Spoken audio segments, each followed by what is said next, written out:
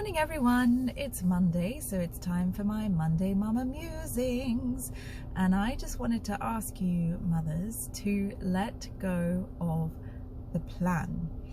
Right back from when you were pregnant or when you were adopting, you may have had a very clear image in your head of what motherhood was going to look like, how you were going to be as a mother, how your relationship with your children would be, and I'm sure you've noticed along the way that things aren't exactly as you imagine them. And the issue with this is that ultimately you get hurt because there's a massive gap between what you expected and what is actually happening, and the fact that what is actually happening is most of the time out of your control. This leads to what? This leads to frustration, this leads to feeling lost, this leads to starting to questioning yourself as a mother, and you know, ultimately that horrific question that we ask ourselves, am I a good mum? Which is a horrific question, I say, because there is no answer. All that happens is that you then feel bad about yourself and you start comparing to everybody else who also has their own story. So when I say let go of the plan, I mean, just thinking about my motherhood journey, man, I've been thrown some curveballs that I did not see coming. And you sit there and you're like, how do I go about this? Whether it's from toddler tantrums or teenage breaking of rules and things that you just never expected. Number one, it's not a reflection of you. Okay, and the easiest way to understand this point, that it's not a reflection of you, was actually imparted to me, beautiful words of wisdom yesterday from a friend with older children, who reminded me to remember when I was a kid, you know, and the things that I would do, or the secrets that I would keep, or the rules that I would break. And thinking back, you know, I think, you know, I wasn't doing it out of malice. This was all a part of growing up. And I'm sure that my mother hadn't planned for those things to happen, right?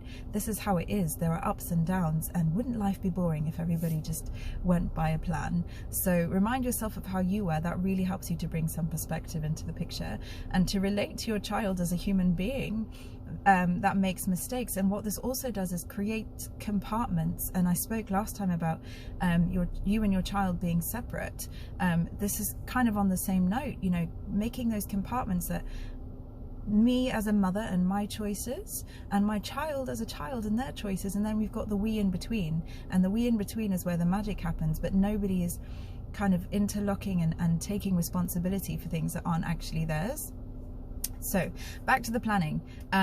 Yes, it's nice to have structure. Yes, it's nice to have routine. I'm talking about big picture planning of how exactly you want your motherhood journey to look like.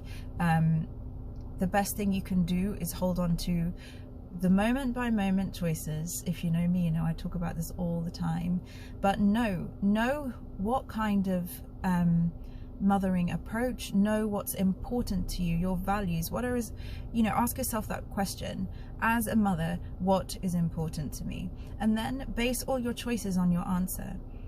So then you're not trying to control your child's behavior, you're not trying to control your child's personality or their preferences and then blaming yourself when it's not what you expect. But what you're doing is knowing, okay, I've been thrown a curveball, something has happened here that I wasn't prepared for. But what I do know, and what I have planned for, because I did this exercise, what I do know is what's important to me. And so I'm going to choose how to react to the situation based on my values.